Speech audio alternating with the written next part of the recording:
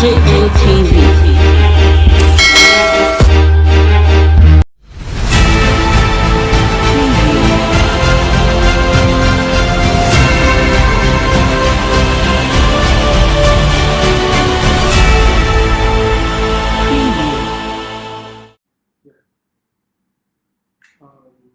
question we have now is, you are shot by female police officer at Unity Fountain during peaceful protests Yes. in Abuja. Mr. Shimon, what happened? A barrister Femi Falana, I say, leads an organization known as ASCAP, and he invited all of us to do a protest across the country yesterday against growing insecurity in the country. So I left home to attend that protest alongside other friends. And upon approaching the Unity Fountain, we received intelligence that the police had locked the gates of Unity Fountain in Abuja. And when we arrived there, we engaged the police and explained to them that it is within our rights to have protests and that the police need not shut the gates of the place against us. But they refused. So when they refused, I asked the barrister who was beside me if he could reach the commissioner of police. And he called him and put him on a speakerphone. And we repeated to him that it was despicable of the police to prevent Nigerians from protesting. Since it's our fundamental human rights and it's our constitutional right as well, whatever their constitution is that they respect. He responded in Hausa language, which I heard a little bit of, that he had no hand in it and that he would talk to the people there to open the gate. So when I looked back, discovered about 5 trucks, between 3 and 5 trucks of police officers had arrived at the scene. And we started singing solidarity songs. Peaceful protest. This was being live streamed, by the way, on my page at this point. And from nowhere, this woman, who I later learned is a CSP in the police, approached me with the gun that's referred to as a federal riot gun. It looks like a double barrel gun, but it's used in shooting projectiles of tear gas. It is not meant to be shot at persons, but it was at such a close range that she looked at me and said, "Sowore, you are the one here." And she shot me. And my thigh on the outside started to give in. First, initially it was like a tongue. And then later, I started seeing, I noticed that blood was running underneath my trousers, my jeans trousers. And discovered I couldn't walk anymore and I fell to the ground. So upon falling to the ground, she instructed her men to be shooting more tear gas in our direction, apparently to prevent anybody from saving me. But 2 guys beside me picked me up and we entered the car to go to the hospital. It was on our way to the hospital that I discovered that my thigh was just swelling and expanding. That we did a live video showing my situation. I had to remove my trousers, as they call it here. And we went to the hospital. We got halfway into the public hospital and we decided against it that it's better to go to a private hospital.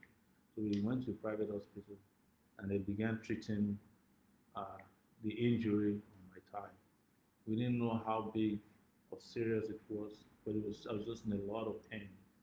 At this point, by the way, we had a cameraman from Roost TV who was taking videos of my pain and the treatment. It was inside the emergency room it was.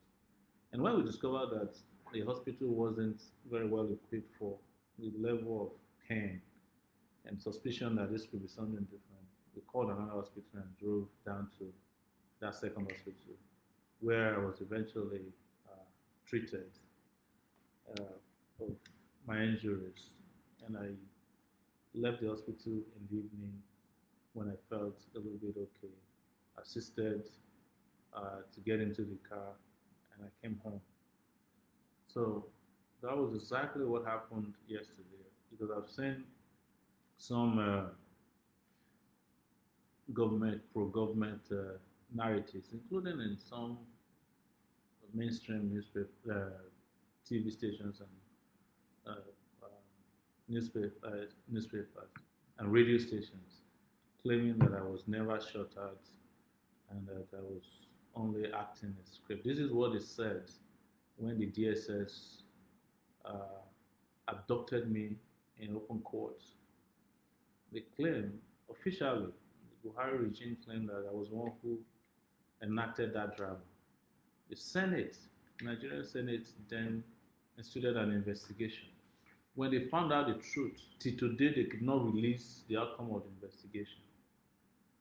On between December 31st and January 1st, 2020, I was arrested at a protest at Gudu Junction, and police officers, upon realizing I was the one, beat the daylight out of me.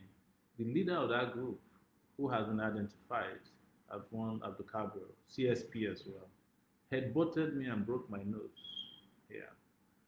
So this is the third time the state, the Nigerians, the Buhari regime sent police officers and officers of different security agencies to physically attack and try to finish me off.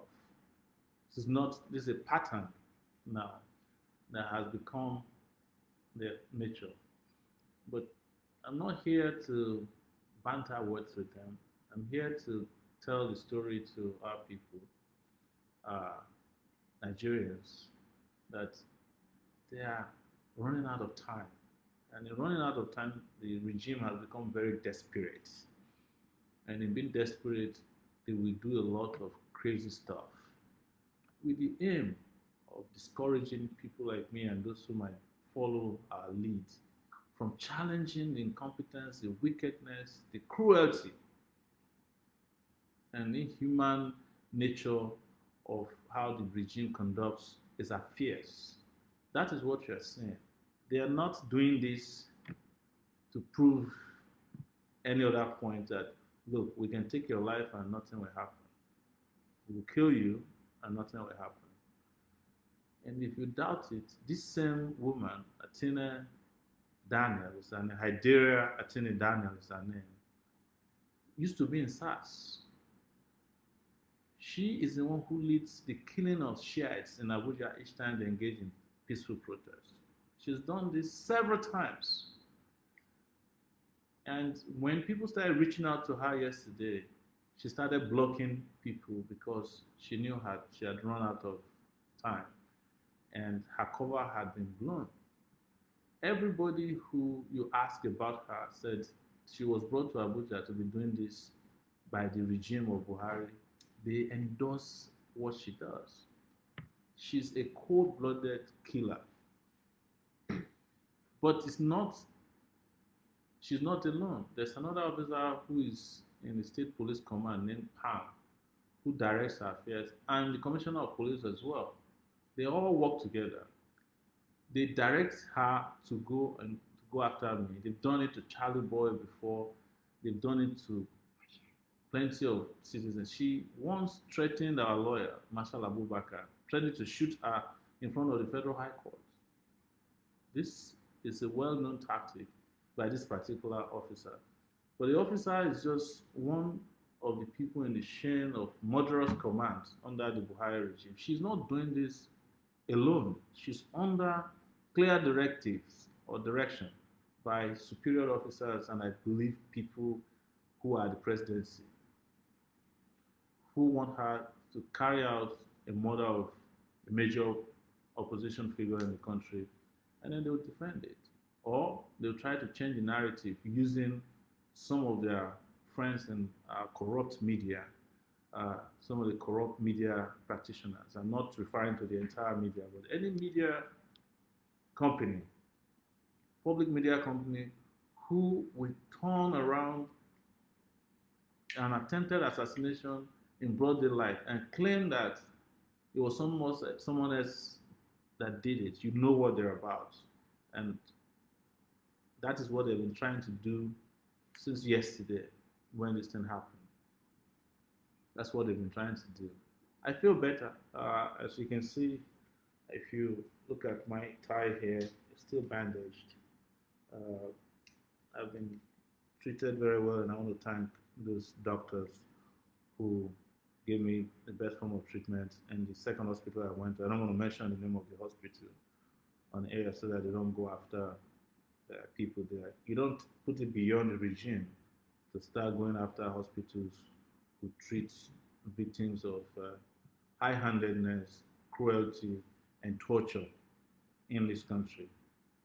But honestly, these things are happening because we have been condoning, and I'm talking about the majority of our people, we have been condoning the criminal nature of the Buhari regime for too long. When they killed over 300 Shiites in one night, I would say it's just Shiites now. Then they moved to the southeastern part of the country. They killed IPOB members who are engaging in peaceful protests at a high school. That's how they started. They just opened fire on them. Some people said, well, it's no big deal, they are secessionists. And then they moved to young people at Lekki toll gates, shot and killed them, and asked people who were crying to explain where are the bodies. You kill people, took away their bodies, and you ask the victims of your cruelty to explain to you where are the bodies. When they were done with Lekki, or hadn't been done with Lekki, they as well moved on to somewhere else. This time, it wasn't even anywhere we thought they would.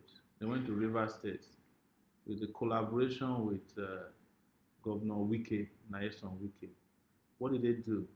They also killed lots of young people. Anybody that was below the age of 17, above the age of 17 was a target if you're male.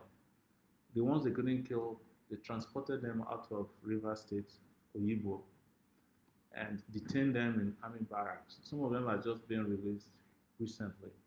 So, as I said today to TVC online on Twitter, when they try to change this narrative, I said, when it comes to impunity and repression, there is enough to go around. There's enough to go around. And you're going to see that very soon. It will get to the owners of the newspapers that are encouraging impunity. Bola Tinubu and co. You will soon get to them.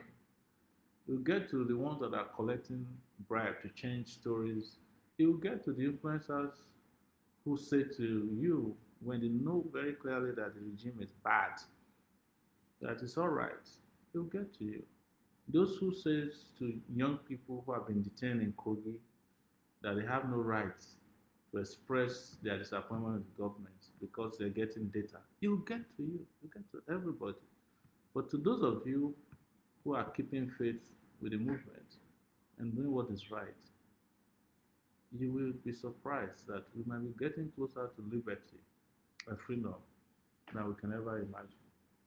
We are. And that is why I want to encourage people. We have an action coming up on June 12, 2021. And we encourage you to come out en masse, nationwide, worldwide, to confront this regime. This regime is a murderous regime.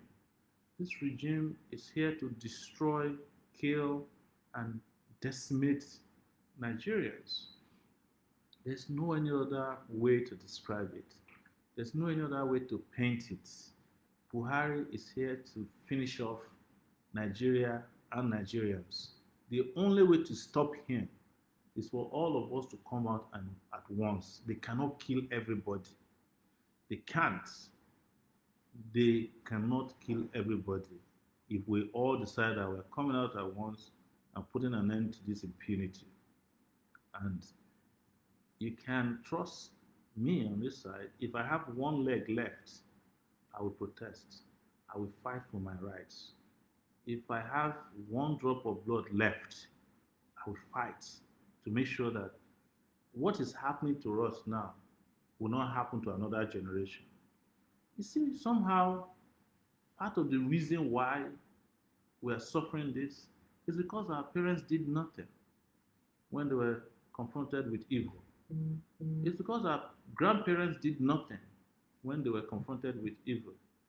And some of us are saying, well, we have plan B. We want to leave the country.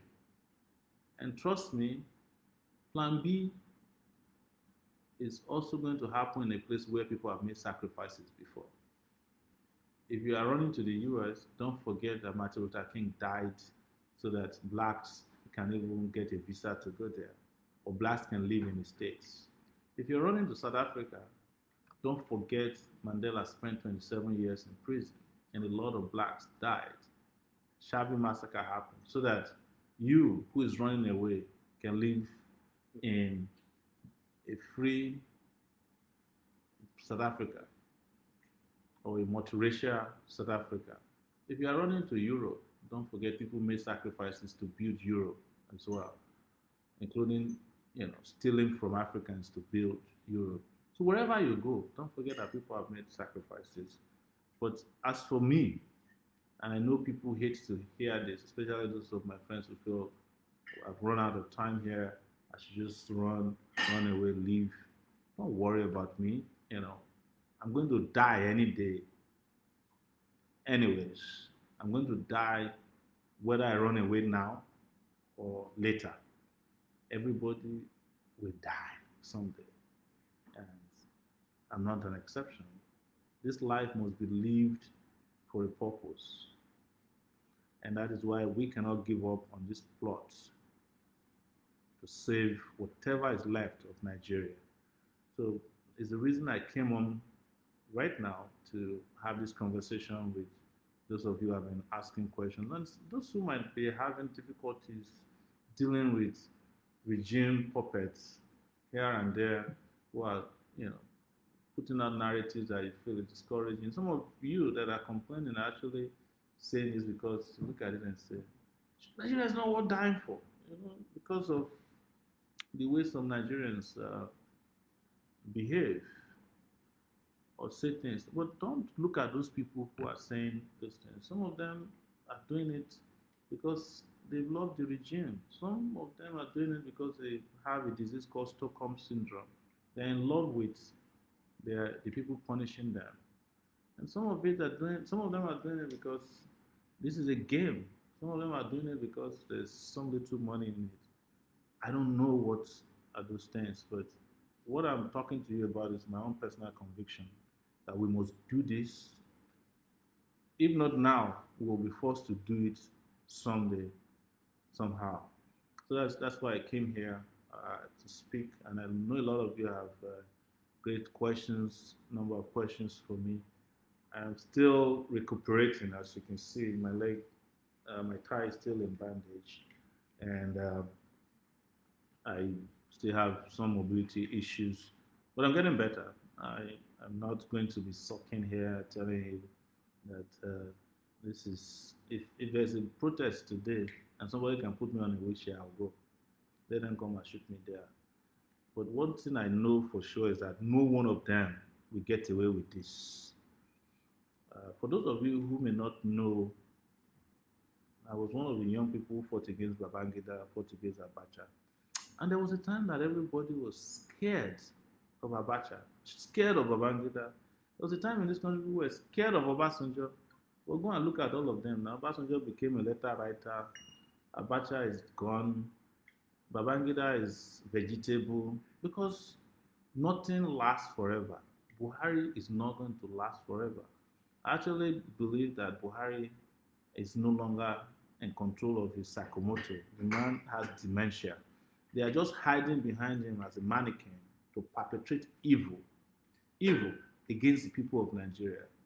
And they want to do it in such a way that they will give themselves the opportunity to govern whatever is left of Nigeria. Except, of course, Nigerians rise up.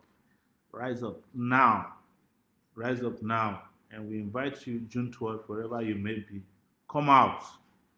They cannot kill everybody. Even policemen are tired. Soldiers are tired in this country. The people they want to send after you, they too need liberty. They need to be free. So please, on June 12th, wherever you may be, just come out and let's fight this once and for all. The regime is scared. I'm telling you. You know that in 2019 I spent time in detention with them. And of course, they are free to come and carry me anytime they want. When they discover the detention will not work, that's why they are trying this other attempt to shoot me or try to injure me or physically disable my body or kill me. This is what desperation does to a dying regime. The regime is dying. It's a dying regime. And I guarantee you that we will win over them if we bond together and fight this battle once and for all. And as I keep saying when I address you through Facebook and other platforms, don't let bad people overwhelm you. They are usually very few, but they'll come and make it sound like they are they are plenty. No, the people holding this country to ransom are not more than 1%. They're not even up to 1%. But they make it look as if they're bigger than that because they have VIP protection, they have money that they are stolen, and they have people who, regardless of what they do, will support the evil they are doing, either because they come from the ethnic group or they have religious affiliation with them, or generally because people are ignorant, you know. Uh, so this is where we are. Somebody is trying to call me while this is going on. Please do not call. I don't have the ability to pick up live calls here. So this is where we are, guys. I'm happy, you know, to be able to talk to you today. The story could have been different, but that wouldn't have stopped the day from breaking. It would be that here comes the man who did his best and had to leave at the appointed time. But I'm still here with you, and there is no going back. There's no giving up on the struggle for justice, social justice in this country, Nigeria.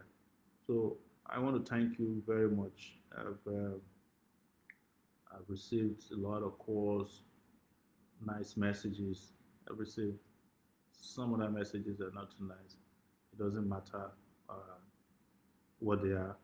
It's just that I am completely convinced that Buhari must go if Nigeria is going to start to mend, the last 5 disastrous years. It's more than five, it's six now. But this problem started since 1960.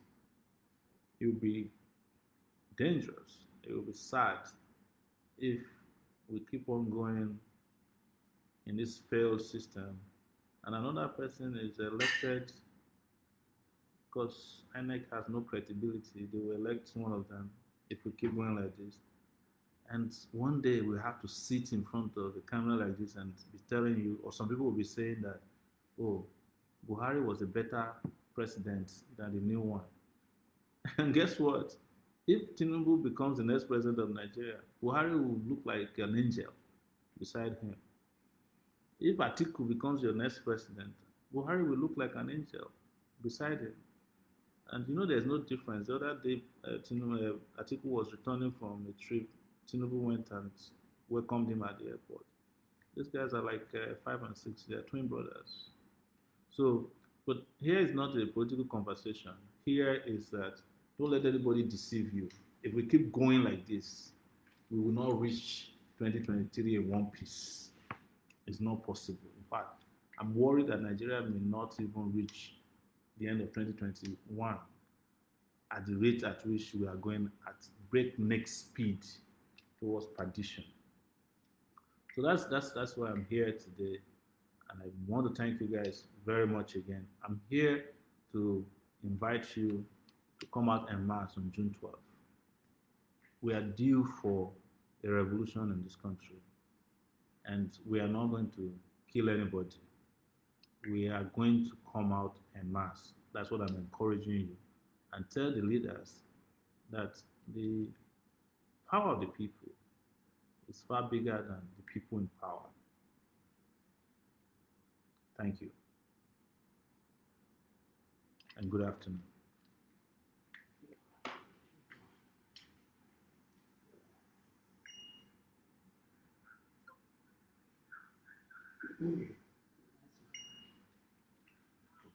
There you share.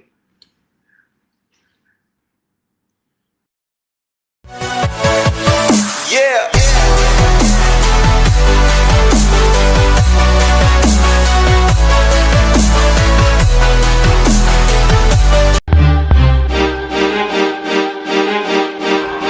DJ NTV.